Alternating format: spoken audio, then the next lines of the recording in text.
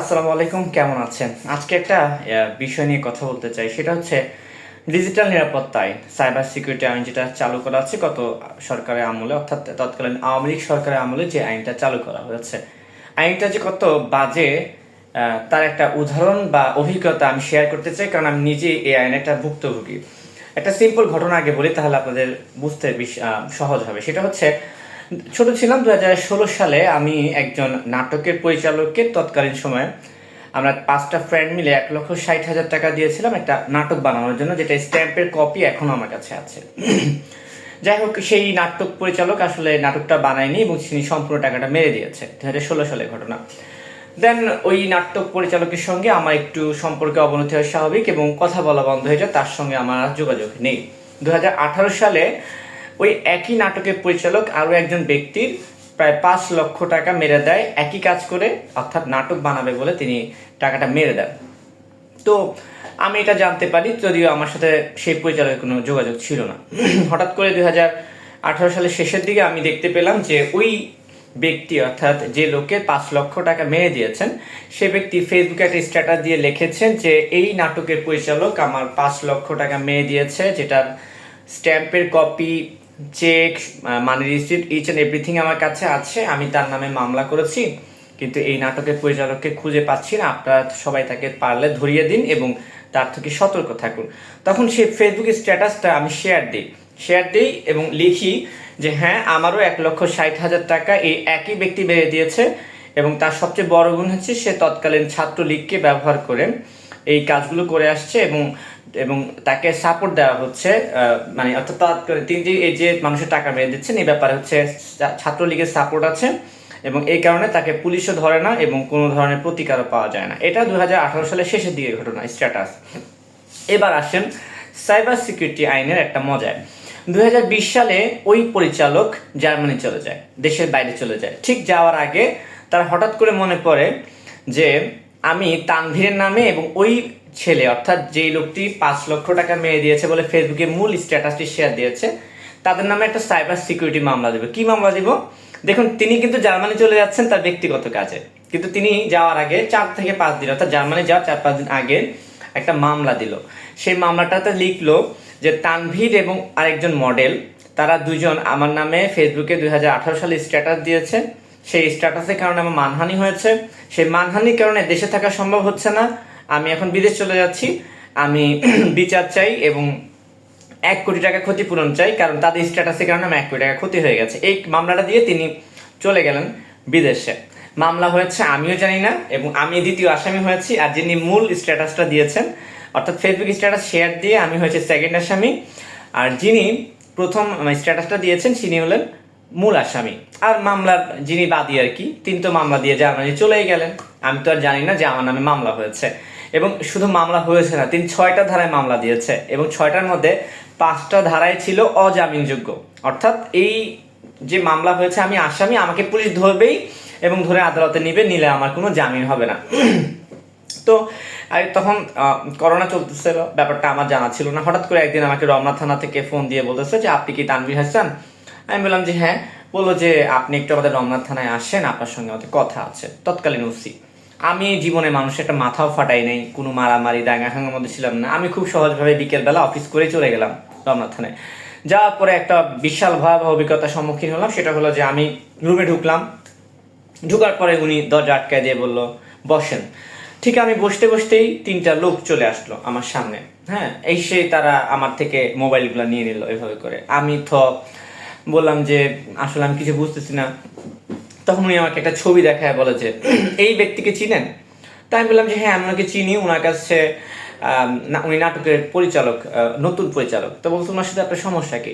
আমাদের কোনো সমস্যা নাই, জাস্ট আমি ওনার থেকে 1,60,000 টাকা পাই, স্ট্যাম্পের কপিও তো এখন আমার কাছে আছে, কিন্তু উনি আমার টাকাটা দেয়নি। কেন, কি হয়েছে? তখন তিনি আরো এর মধ্যে একটু মজার কথা বলি, আমাকে যখন এগুলো জিজ্ঞেস করছে তখন দেখলাম যে তার সামনে এত উঁচু ছবির ফাইল, এবং আমি খুব অবাক হয়ে দেখছিলাম যে পুলিশ আমাকে বেশ কিছুদিন যাবত যে ফলো করছে, তার প্রমাণ হচ্ছে ওই ফাইলটা। সেখানে আমি কোন রেস্টুরেন্টে খাচ্ছি, ফেসবুকে কখন কোন স্ট্যাটাসটা দিচ্ছি, কোন জায়গায় চেক ইন দিচ্ছি, ইচ অ্যান্ড এভরিথিং কপি করা। এটা আপনি আপনি এখানে খাচ্ছেন, ওখানে খাচ্ছেন, আপনি কত টাকা কামান যে আপনি এখানে সেখানে গিয়ে। তা আমি বললাম যে ভাই আমি সিঙ্গেল মানুষ, আমার আসলে যা কামাই অল্প টল্প বেতন পাই তা দিয়ে আমার চলে যায়, আসলে আমার তো প্রবলেম হয় না। তো যাই হোক, আমি মামলার প্রসঙ্গে চলে আসি। পরে আমাকে একটা ছবি দেখায় বলে, মানে ফটোকপি দেখায় বলে, এই স্ট্যাটাসটা কি আপনি দিয়েছেন? তখন আমি বললাম যে হ্যাঁ, এই স্ট্যাটাসটা শেয়ার করা, হ্যাঁ আমি দিয়েছি। তখন উনি করলো কি, আমার মোবাইলটা নিয়ে আমার ফেসবুকে ঢুকলো, প্রথমত লগ ইন করা ছিল, ঢুকে সার্চ করে করে দেখেন, তখন হচ্ছে 2021 সাল, যখন আমাকে ডাকছে। উনি স্ক্রল করে করে পিছনে যাচ্ছে। তাই আমি বললাম যে আপনি কি খুঁজতেছেন আমাকে বলেন। উনি বললো যে এই স্ট্যাটাসটা আমি খুঁজতেছি। আমি বললাম যে 2018 সালে একটা শেয়ার করা পোস্ট, আপনি এভাবে স্ক্রল করে কতক্ষণে খুঁজবেন, এদিকে দেন আমি খুঁজে দিচ্ছি আপনাকে। মানে আমার কাছে প্রথমত আশ্চর্য লাগলো যে ওনারা সাইবার ইউনিট, সাইবার ক্রাইম নিয়ে কাজ করে, অথচ একটা স্ট্যাটাস কিভাবে খুঁজে বের করতে হয় এটা ওনারা জানে না। আমি নিজে খুঁজে বের করে দিলাম। এর মধ্যে কিন্তু আমি হালকা নার্ভাসও ছিলাম। তো খুঁজে বের করে বলছেন হ্যাঁ পাওয়া গেছে, ওকে ফাইন, আপনার মোবাইল ওটাও দেন। 2টা মোবাইল দিচ্ছি। এর মধ্যে আমার আম্মু ফোন দিচ্ছিল, আমাকে বলতেছে যে আপনি যেখানে আছেন আপনার আম্মুকে বলা যাবে না, ফোনটা ধরেন, ধরে বলেন যে আপনি ভালো আছেন, ওকে আছেন। আমি বলছি আচ্ছা। তো আমি ফোনটা ধরছি, ধরে বলছি আম্মু আমি মিটিংয়ে আছি, পরে কথা বলবো, রেখে দিচ্ছে। তারপর তারা আমাকে বললো কি ঠিক আছে ওকে, এই ফোনগুলো এখানে থাকবে, আমরা ফোনটা জব্দ করলাম, আপনি ডিজিটাল নিরাপত্তা আইনে মামলার আসামি, আপনার বিরুদ্ধে তদন্ত হবে, তদন্ত হচ্ছে, এবং ওয়ান কাইন্ড অফ আপনার এটা প্রচার মানে ধরা হয়ে গেছে, সো আপনি একজন আসামি হানতে ব্লাবলা এবং অনেক কিছু। পরে আমি বললাম যে আসলে মানে কিভাবে আমি আসামি বা কি? তো পরে উনি আমাকে বললো যে আপনি যে স্ট্যাটাস দিচ্ছেন তাতে আপনি আসামি হয়ে গেছেন, এটা ডিজিটাল নিরাপত্তা আইনে মানহানি মামলা হয়ে গেছে। মানহানি তো না, উনি আমাকে মানহানিটা কি কি 6টা ধারা দিয়েছে আর কি, অযৌক্তিক ধারা। ঠিক আছে, স্বাভাবিক লাইফে প্রথম মামলা খেলাম, তাও আবার ডিজিটাল নিরাপত্তা আইনের। কারণ মানে আপনারা জানেন কিনা জানি না, সাংবাদিকদের বিরুদ্ধে ডিজিটাল নিরাপত্তা আইনে মামলা মানেই সে গ্রেফতার হয়, এবং খুব নাজেহাল একটা অবস্থা হয়। খুব ভীত হয়ে গেলাম, নার্ভাস হয়ে গেলাম, সত্যি কথা। ফোনটা নিয়ে নিল, পরে প্রায় 1.5 ঘন্টা পর আমাকে তারা রুম থেকে ছাড়লো।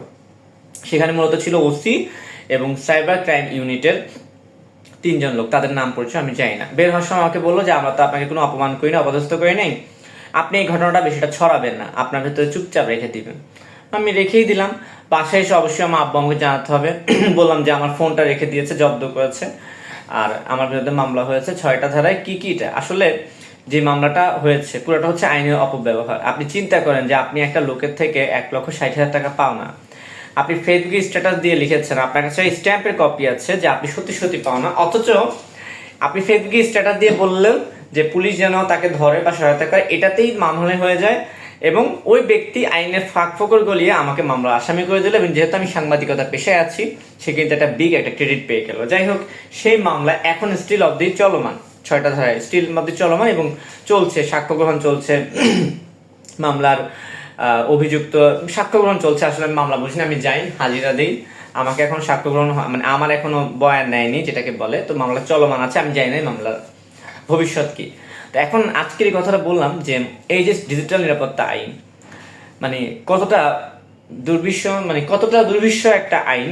সাইবার সিকিউরিটি অবশ্যই দরকার আছে, ডিজিটাল নিরাপত্তা অবশ্যই আছে, কিন্তু সেই আইন কেন হবে যে আইনটাতে আসলে ফাঁক ফোকর দিয়ে আমরা মানুষটা অবহেলিত হবো এবং কষ্ট পাবো। এবং আমি যত দেখেছি ঘেটে ঘুটে যে এই মামলায় যদি আমার সাজা হয় 9 বছর জেল হবে। যদি আমার কনফিডেন্স আছে, ইনশাল্লাহ আমি প্রুভ করতে পারবো যে আমি আসলে আসামি না। আমার বিরুদ্ধে যে 6টা মানে করা হয়েছে, ধারায় অভিযোগ করা হয়েছে, এগুলো সবগুলোই ভুয়া বানোয়াট। আদালতের প্রতি শ্রদ্ধা রেখেই বলছি। যাই হোক, এটা আদালতের বিষয়, আদালতের বিচারাধীন বিষয় নিয়ে আসলে কথা বলা যায় না। আদালত যেটা ভালো মনে হয় সেটাই আমাকে তারা দিবেন। নভেম্বর মাসেও ডেট আছে।